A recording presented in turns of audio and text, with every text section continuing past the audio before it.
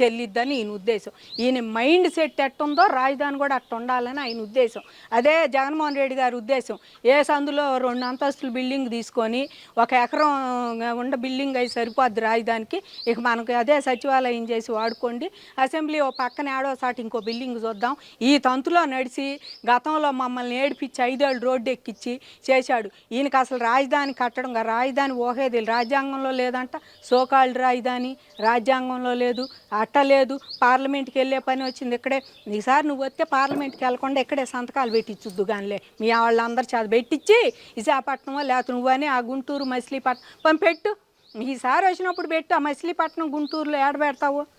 నీకు పెట్టారు మరి. పోయినసారి పెట్టపోయి 5 ఏళ్ళు ఏం చేశా? ఏం గడ్డి పీకారు మీరు అందరూ?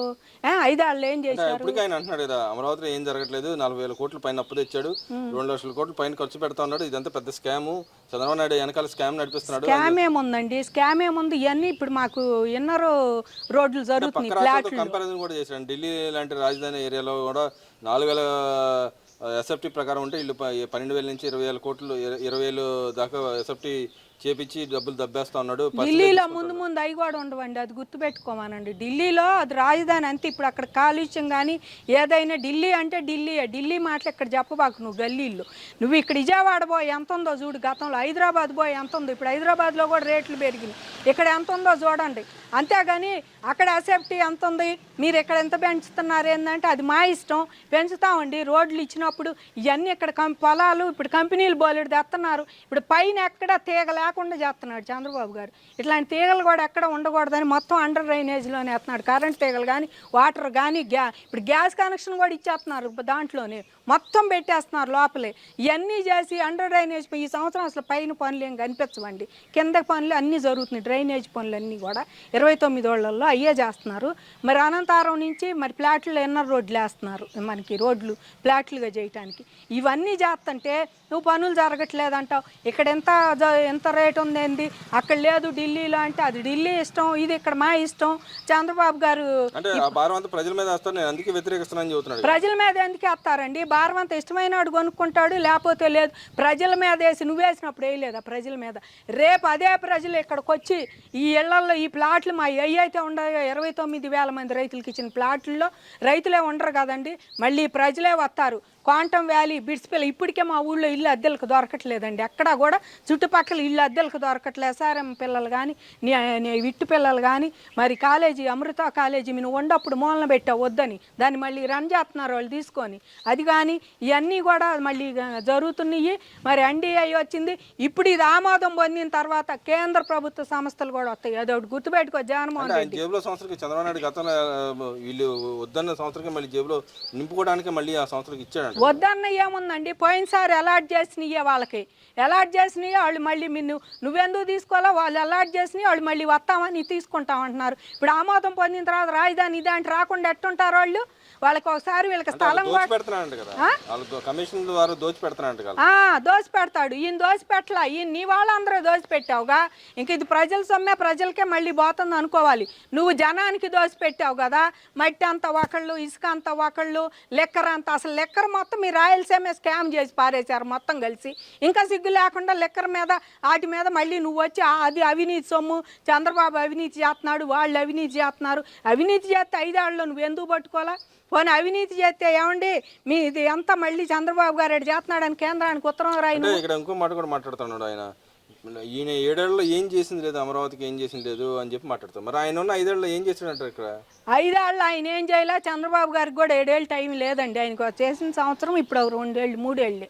ఆయన గతంలో ఆళ్ళ రామకృష్ణారెడ్డి చేత కేసులు వేపించాడు, 386 కేసులు వేపించాడు ఎన్జిటి వాళ్ళకి. వేపిస్తే 5 తట్టుకొని వచ్చేపాటికి వాళ్ళు 17 లాస్ట్లో అయ్యింది ఆ కేసు బయటకు వచ్చేపాటికి జడ్జిమెంట్.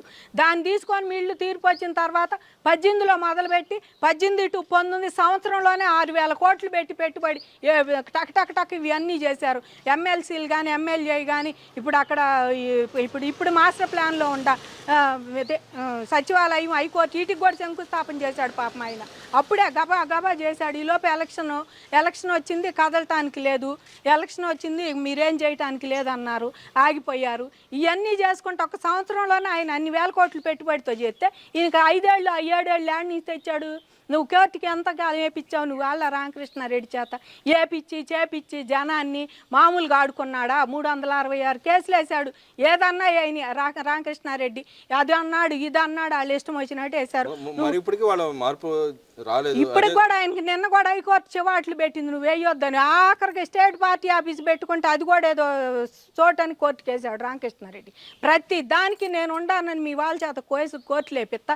ఇంకా ముందుకేం సాగుతాయి అయ్యా పనులు? ఇప్పుడు కూడా HCL వాళ్ళకి రూపాయికి ఇచ్చాడు, 10 రూపాయలకి ఇచ్చాడు కోర్టుకి వేస్తుంటివి. కాగింజంటే వాళ్ళకి ఇచ్చాడు 90 పైసలు కానీ కోర్టుకి. ఇవన్నీ కోర్టులకి వేస్తానే వాళ్ళు ఇంకేం చేయలేదు అన్నాడేంది. కోర్టుకు వాళ్ళే చూస్తారా? చూస్తారా? ఏం చూస్తారా? టైం ఎక్కడి నుంచి వచ్చింది? చంద్రబాబు గారు వచ్చింది మెయిన్ 3 ఏళ్ళేనండి. రాజధాని అన్నాకు వచ్చి వాళ్ళు అదిగో ఇదిగో నీ చేయబోతే కోర్టులకి ఎత్తే ఏ పని చేయనీలే ఆయన అసలు. ఇటు పనులు ఒక్క పని చేయని. ఓవరాల్గా ఇప్పుడు వైసీపీ స్టాండ్ అర్థమైంది కాబట్టి మీ రాజధాని రైతులు కానీ అమరావతి ప్రాంత ప్రజలు కానీ ఓ పక్క రాష్ట్ర ప్రాంత ప్రజలు కానీ వైసీపీ పార్టీని ఎలా చూస్తారంటారు ఓవరాల్గా?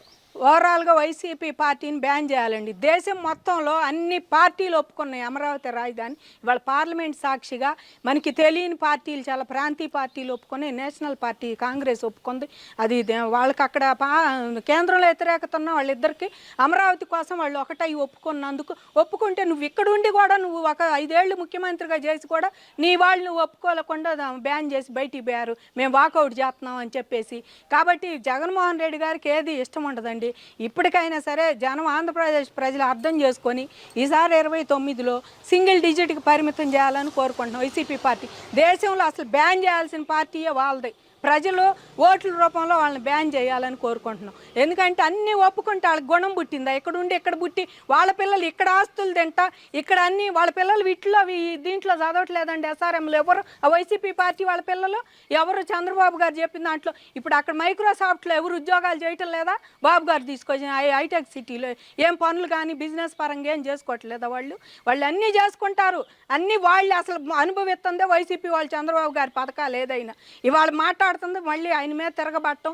అమరావతి వద్దంటే వద్దు, కావాలంటే కాదని మీరు జగన్మోహన్ రెడ్డి సపోర్ట్ చేస్తే బాగుపడేది ఎవరు లేరండి, నష్టపోయేది మనం. ఎప్పటికైనా జగన్మోహన్ రెడ్డి గారిని వాళ్ళు అండుకొని పూర్తిగా రేపు సింగిల్ డిజిట్కి 29లో పరిమితం చేయాలని ఆంధ్రప్రదేశ్ మహిళగా కోరుకుంటున్నాం. అమరావతి మహిళ అంటే నీ లాభం కోసం అంటారు. మాకు లాభం ఏం లేదు, మా ఫ్లాట్ మాకు ఇస్తారు, మేము 10 ఏళ్ళ పాటు మా ఫ్లాట్ మాకు లేనందుకు మేమే ధర్నాలు చేసాంగా కూర్చొని. అందుకని రాష్ట్రంలో ఎవరైనా సరే చేస్తే ఏదైనా కంపెనీలు ఏదైనా రావాలి అంటే బాబు గారి వల్లే అవుతాయి కానీ వీళ్ళ వల్ల ఏమీ కావు. దావోసు పోయి ఎన్ని తంతులు తిన్నా. ఇప్పుడు పాపం ఆయన చెబుతున్న అమర్నాథ్ రెడ్డి గారికి నీ గుడ్లు ఎక్స్పోర్ట్ లేవు, అదేదో చూసుకో, నేను తెచ్చా ఇదని దావోస్లో కోట్లు వేసుకొని చలి కొనుక్కుంటా తిరగటం కాదు.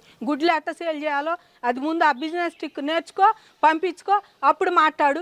ఇప్పుడు దాకా నువ్వు నోరెత్తావంటే మామూలుగా ఉండదు. నీకు నీకు 4 పెట్టాల్సి వచ్చింది. ప్రధాని నేను ఉండాను IT మినిస్టర్ కానీ పాడేం కట్టుకున్నా ఒక కంపెనీ తెచ్చావు మా రాష్ట్రానికి కానీ పిల్లలకి ఏదన్నా తెచ్చి వచ్చావు. తెత్తంటే ఇప్పుడు మళ్ళీ అడ్డు పాడుతుంటారు. మీకల్లే తెత్తన్నా అడ్డు పాడుతుంటారు. అది గుర్తుపెట్టుకోమని కోరుకుంటున్నామండి. జై అమరావతి, జై ఆంధ్రప్రదేశ్.